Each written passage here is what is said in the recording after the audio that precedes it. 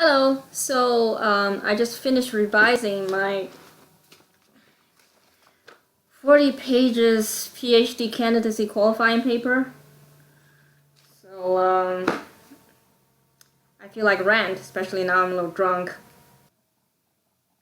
Okay, so this kind of fucking sucks. I just accidentally deleted my file. Okay, so let me see if I can make this rant again. Um, Basically, the thing I'm ranting about is the whole thing with Brexit. Now, before I start talking about what I really want to talk about, the thing that was really pissing me off, whatever. Yeah, it's gonna be less coherent now. I'm doing this a second time, but uh, I do support Brexit for the most part. I think it's good that the British people voted to get out of the EU because it at least checks the status quo. Now, there's all this war going on about like the entire subject, basically between the Remainers and the people who are pro-Brexit. And really, what I'm seeing is that there are like three types of people. And the first type are what I call the overly optimistic people. These are the pro-Remainers, and these are the people like Eddie Izzard. Um, Maybe he's the SJW, I'm not sure, but I'm talking about the people who still have some kind of reasoning skills and not like going totally crazy. But from what I understand, I mean, these pro Remainers are kind of basically saying, I would rather there not be borders because borders separates people, and it's good for people to work together. I mean, they have kind of the faith in humanity. There are problems, but if we just hold hand in hand and sing kumbaya, eventually the problems will be solved. But just stay in the EU because it's better that everybody's in this together. This is actually kind of very similar to what I was taught, in China regarding Taiwan, Hong Kong, Macau, and Tibet, well, also Xinjiang, which is kind of the same thing. Like, borders suck. So I don't want to go into the hypocrisy of what they say about like the whole situation over there.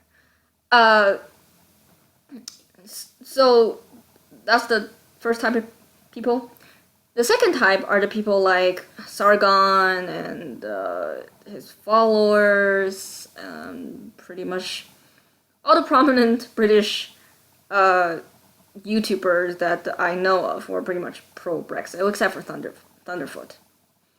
And I'll come back to Thunderfoot a little bit later. Just gonna briefly mention something about him. And these are the people who are what I call the semi-optimistic people. And what I mean by that is that they're the ones who are saying, yes, there are problems, but there's a solution, which is that let's just get Britain the heck out of the EU. Okay, so that would be the solution. That's the viable solution. And then there are the people who are the what I call the pessimistic people. These are the people who are basically saying, in order for things to change, to have a significant change, a lot of things would need to be changed, to fix. So leaving the EU is not going to be enough, and it's not going to really make a difference. It's sort of like in the US voting for Democrat versus voting for Republican, and the people say, well, Democrat generally a little bit better than Republicans, and some people say vice versa, but really not really much difference. And then actually I think Thunderfoot, from what I understood from his argument, he's sort of like that. I mean, so these people are like, they can like, from an idealistic overarching perspective, they're like kind of on the fence. Like, they're just kind of saying, doesn't really matter. I mean, nothing's really going to change. But they could also be Remainers. They could also be pro-Brexit because they just say, well, at least the Brexit challenge the status quo.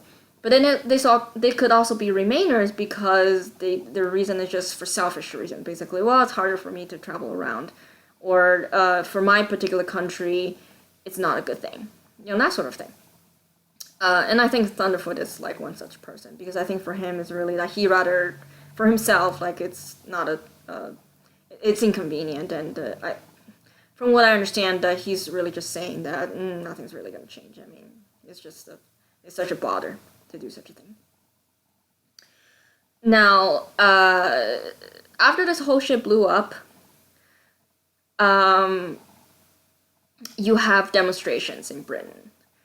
And then all these videos I start making about like how whiny these people are. And these people are pretty damn whiny. I mean, I was actually kind of surprised that youngsters are the ones who voted to remain. I mean, I guess it makes sense. I mean, it's like, it's the SJWs. It's like, it's racist or whatever. But still, I'm a little surprised. I mean, I just thought, I don't know. I mean, I thought it was kind of obvious that if the EU is not democratic, then why should you stay? I don't know. Maybe this is like the American part of me talking, because like Americans are always like independent on everything. So okay, whatever. And then it becomes just a constant, like every single video I see on the subject from these people are becoming kind of like the millennials. OMG, they're the most spoiled generation like ever. Okay. So where do I begin even with this? First of all, what you're committing is kind of an error. It's like an anthropic principle kind of an error. What I mean by this is, do you honestly think, and I mean really, just be honest, do you honestly think that if the UK voted to remain, you would not see such retardedness going around in the streets? Because there might be actually a possibility that they're going to be even higher level of retardedness, from some of the extreme Brexit people who are just going to call it fascists. It's just like, it's like the same thing. I mean, this happened because it's apparently a very sensitive topic for many people, and they're sore losers. I mean, hello, history of the mankind. I think at this point, what I'm guessing is that the response will be, but the people who voted to leave, they are right, basically. They're right. Because, they can bring up all these XYZ stuff, like, because the UK is not democratic, and I'm not saying I necessarily disagree with them. I'm just saying that this is sort of like a cognitive bias sort of a thing. Even if that's true, even if the Brexit people are right, that doesn't mean that people are right for the right reasons. I mean, they can be right for the wrong reasons. So if Britain voted to remain, you can still see many Brexit people who are not really voting for, who have not voted because they really are informed. They're just voting for, I don't know, the heck of it sometimes. And you're gonna see some immature behavior from that side too. I mean, I bet. I could be wrong, but I bet this is the case. Okay, so now I'm gonna head into the thing that's been pissing me off, which is the claim that the millennials are the most spoiled generation. Now, I don't know how you would go about measuring that. I mean, the only statistic I saw that attempts to measure how spoiled we really are, it's like a poll asking employers how much do millennials complain compared to like an older generation, and they found like majority of them do, like a small majority, but still a majority of them do. I'm sorry. To me, this is a retarded indicator. I mean, you can complain for the right reasons, or you can complain for the wrong reasons. Just because you complain doesn't mean that they are wrong. Doesn't mean that they're an indicator you're spoiled. I mean, everybody on YouTube who are making video about like how spoiled SJWs are they are complaining about SJWs. I mean, it's a complaint. It's a form of complaint. You know, you could just say, well, everybody on YouTube is freaking spoiled because everybody on YouTube complains about shit. So what I'm saying is, I think there are legitimate things to complain about, and I, for one, am actually saying that we are not complaining enough. Like people in general, not just we, not just youngsters, we're not complaining enough. We're not complaining enough for the right things, though. There, what I'm really seeing is, in especially the educational institutions, which is really where the SJWs come from. Okay, there's not a real genuine concern for people. There's not. People don't. The educators, they don't actually care about the students they're teaching.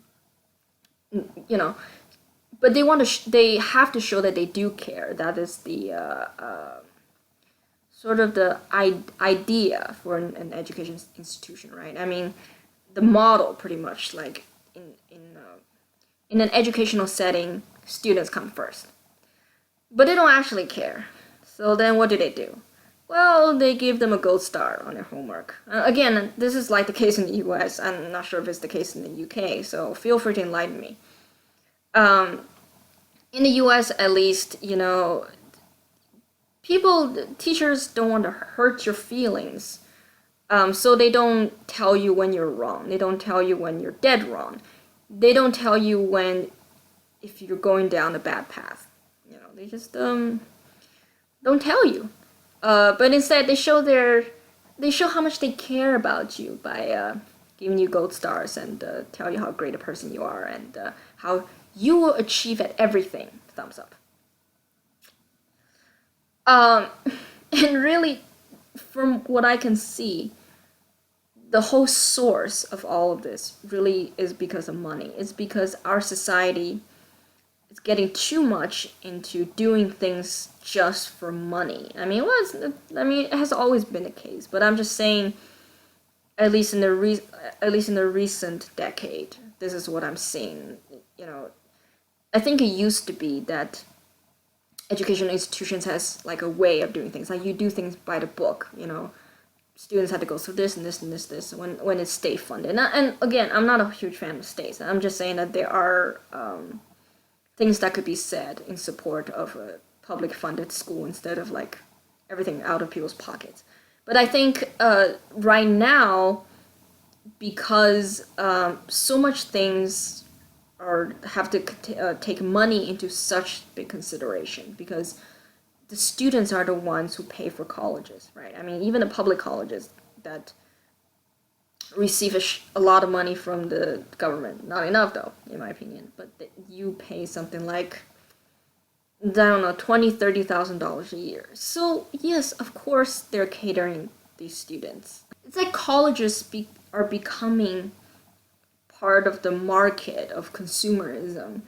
If you have a university where the reputation is that, oh, you know, the highest number of students graduate, then a lot of students will apply there, and then will be willing to pay money to get their diploma. On the other hand, if you really have a university that does everything by the book, or like very strict, very mean about, you know, stuff, but, you know, in long term it will be good for you, that university can gain a reputation, and then, you know, you don't have people apply there, that means they lose money, etc. You know. So this is kind of the reason that what I found shocking was this high school I went to. It's one of the best high school in the States. It's a public funded one. The teachers were way meaner, way stricter, way less catering to people's feelings than when I went to college, which is also a really good college, you know. And this is kind of the trend that you see. I mean, when you have universities that are not so afraid of losing money because people won't come, then people, you know, professors tend to be stricter. And but if you have places that are so in danger of being shut down, then they just cater into people. I mean, I have friends who are teachers of middle schools or high schools, and they're so pressured at giving their students A's. They're so pressured. I mean, sometimes they even go and beg the student to do their homework, so then they can give the student an A. And this is all because of money. And this has been going on, this culture of me, of feelings. It really has been going on for a while now. How do I know this? Even though, of course, I haven't been around that long. The reason why I know is because the institution where I live in this educational institution, which is, it hires a lot of people from all over the place, of all different ages. The catering to feelings is a thing. Like, it's like when your professor mentor you, like if you have like a big shot professor mentoring you, which is what I have, about like at least third of the time is him telling you how to say things right, or how to write an email that won't. Basically, it's like catering to other people's feelings. I write an email, not saying honestly what you want to say, but say things right, so that you're not going to offend something by being straightforward or something. I mean, and about how, like, there's all these like politics about, sometimes you shouldn't even ask questions, really. Like, you shouldn't, like, unless they're like groundbreaking, you shouldn't even ask questions, about certain things, because the person answering them might be offended, and it's gonna make you look bad, because then that person usually, if that person is like a higher person on the social ladder than you, then he's gonna have bad impressions, and then he's going to tell all of his colleagues about you, and you basically, your career go down the drain. And actually, this is what happened to me. I mean, the incident that I got into trouble, which is like making a YouTube video on controversial topics such as like race. The person who was really offended was, I'm pretty sure she's a baby boomer. She's not a millennial, she's a baby boomer. And I tried to write this long email to her, explain to her, like, basically politely, even though I really freaking hate her. I mean, she wrote a really freaking, like, terrible message. And I'm not saying, like, terrible, like, harsh in terms of critical. I'm like, she called me a racist, basically. Like, she called me a schizophrenic racist, without any real arguments, and, just like nothing, basically. I mean, her real legitimate argument was that I shouldn't be doing this at the university, because, once again, it could make the university look bad. So I wrote this long message, explained to her step by step that to defend myself, okay? But I sent it to my advisor, and what he basically said was, you're escalating the situation. You shouldn't do it. Basically, you are, you're just making this person feel more and more upset. And then I couldn't even confront, even though I was doing politely, of the person who told on me, who was a student. And what she did was, she was kind of like telling this professor, again, a baby boomer, and that whole shit blew up. And all of this really is just a really valuable lesson that I learned that surprised me, which was, people don't really care about you, people care about their feelings. And this has been going on for a while now. I know I'm repeating myself, but this is really true. I mean, I can also give you plenty of other examples, such as this project that one of my friend was working on. And she's kind of a mathematician, and all she did was really, she kind of challenged this PI, who was a professor, again, baby boomer, or at least a Generation Xer. I mean, you can't be a millennial. I mean, he would be too young. But this person's model, basically, which has some problems that she's seen, and it's challenging. This is not even like personal stuff. It's not even people talking about controversial topics. It's really just, she's saying, like, your model has problems. Like, I don't think your interpretation's right. And what happened was this professor got offended, so he told on her behind her back to my advisor, who's really funding her, and he fired her.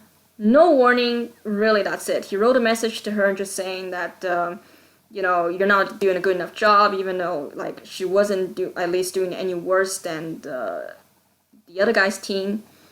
There was really no real justification. I mean, they can whip up anything, but I know, like, I've been through this. I know it's really just you coming across of not being nice enough. Like, this is another thing that the millennials are branded as, which is arrogant. What I'm saying is challenging things with legitimate arguments, legitimate concerns, is not being arrogant just because it's a student doing it to a professor. Okay, and I know her. I mean, she can be straightforward, but she's not impolite about it. So, just for that reason, she was fired? Really? Again, this suggests to me that the baby boomers and Generation Xers, they are just as spoiled, just as catered to in terms of feelings as the millennials.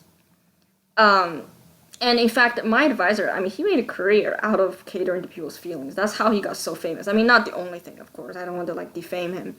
But he's really, really good at it. I mean, it's how he's able to bring people together. Because, obviously he's also very accomplished by himself, but, because things are becoming more interdisciplinary, you need to bring people together. And instead of the idealistic sense, which is, I have these arguments, if you like it, come to me and, we'll work out something, kind of like what people do on YouTube, which I like.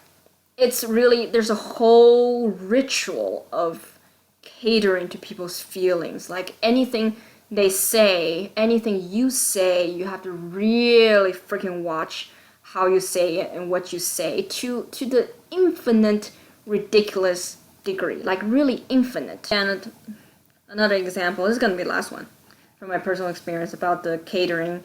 This project that I worked on, well, I am still working on it, is like a program developed to help adult learners, and these adult learners, a significant portion of them are in the older generation.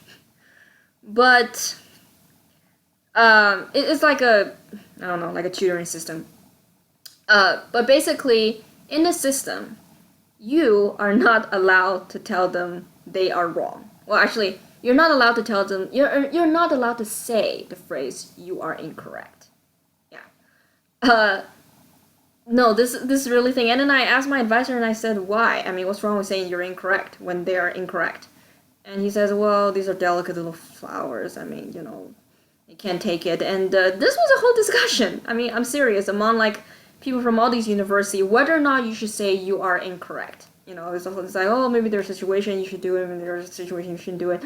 And then the primary concern for why you shouldn't criticize this target population any way possible is because it will demotivate them.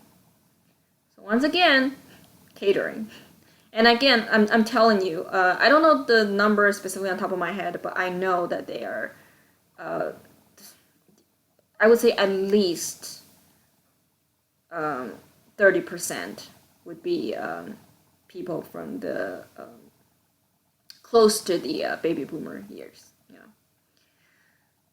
So yeah, the British Parliament would never occur in the university setting. Never, ever. Okay, I mean, it's just really ridiculous. And these are the people who supposedly climbed on the top of the ladder. I mean, they should be able to take anything, but they act like children. Trust me, they do.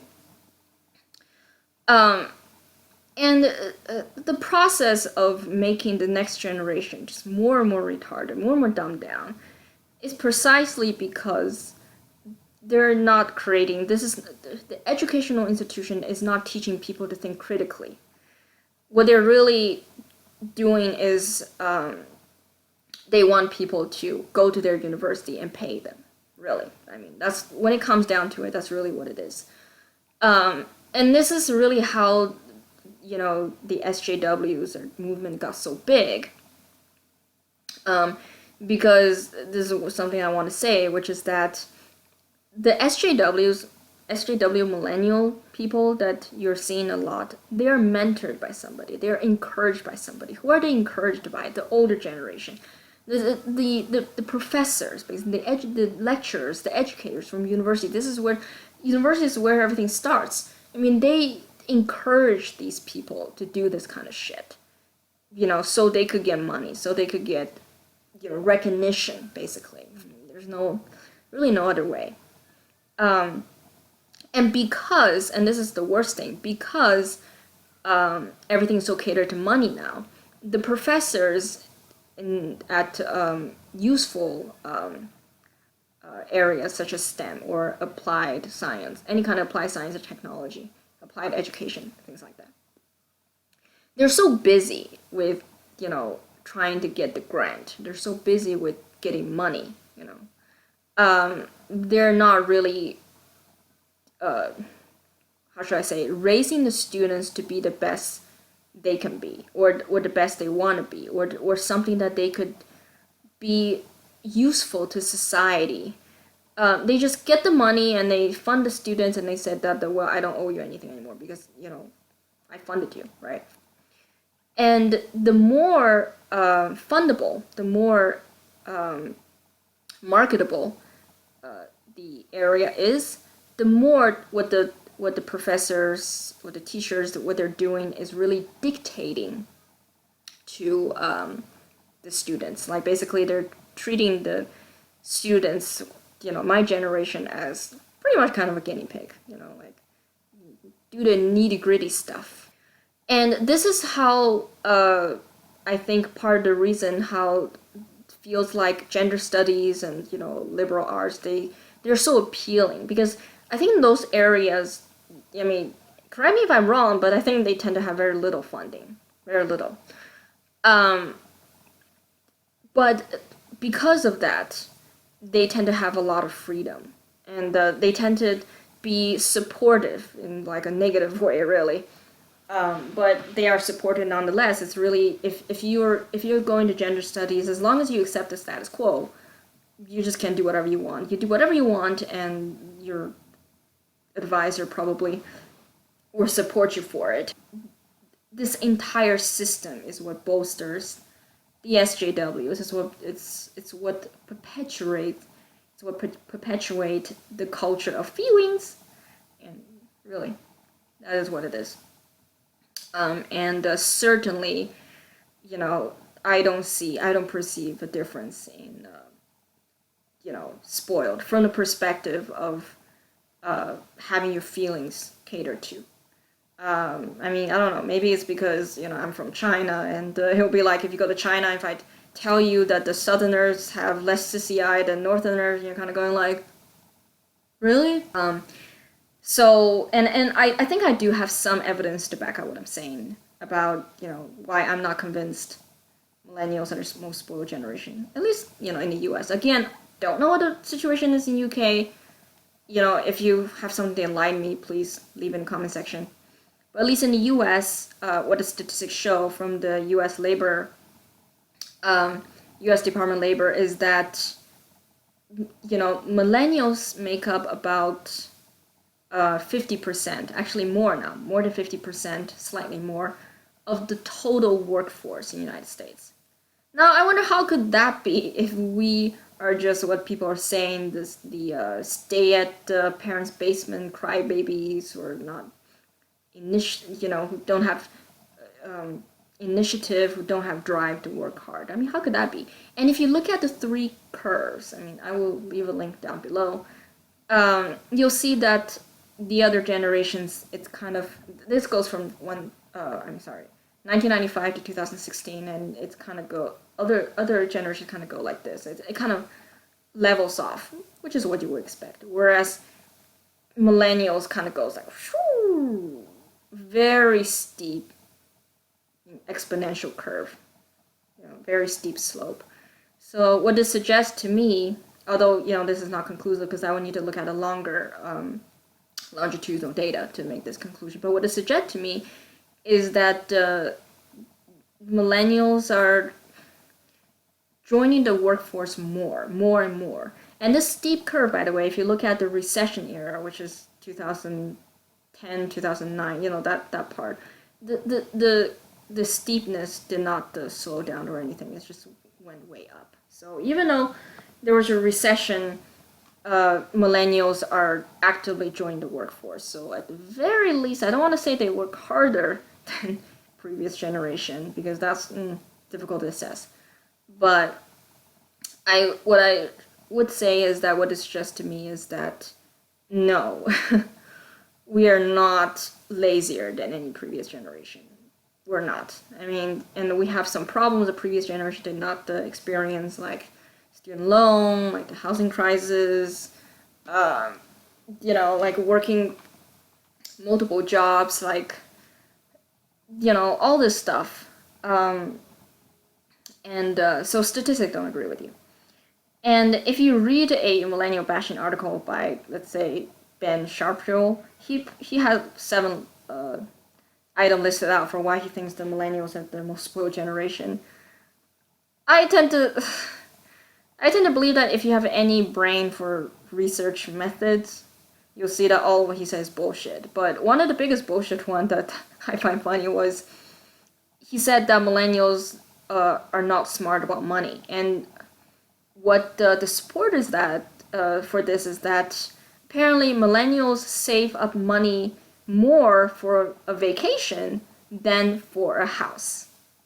Yeah, because fuck quality times with friends and family that you haven't seen for months and months because you had to, I don't know, go far away for college and job.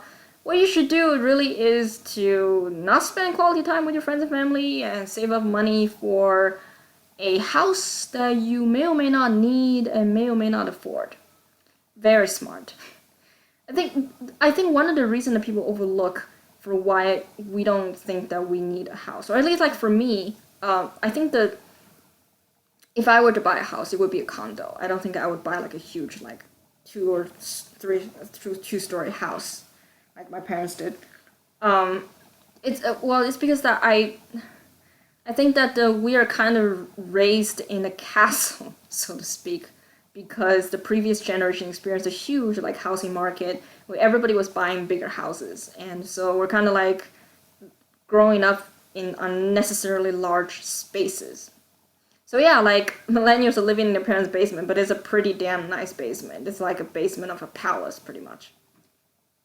You know, so the fact that I think, yes, I do think that the people saving up for vacation rather than a house suggests something to me about millennials treasuring social relationships more than, monetary value, which may be a good thing. Again, this is just what suggests to me. I mean, I would need to see more data. Anyways, the bottom line is, please stop saying that, well, you won't, but I wish you would stop saying that the millennials are the most spoiled generation just based on a few, in my opinion, loudest extremist SJW who are like the fringe of the whole population, really. I mean, they're the loudest, but I do tend to think they're the minority. I mean, they're probably more, they're not as fringe as other fringes, if that makes sense. I understand that. I mean, it is a system, it's a culture that kind of perpetuate this left-wing ideology. I know that, but still, I think that if you compare those people who are going on the street and whining about Brexit, they tend to be the minority. I think most millennials are responsible people who have to work. And at least in the US, again, not sure what the situation is in the UK, maybe older people are just more mature, I don't know. But in the US at least, no, I don't perceive a difference. I think the catering to feelings, the people spoiling each other has been here for a long time now. Anyways, that's my video. Tell me what you think. And hopefully I will not delete this one because I'm drunk. See you guys next time.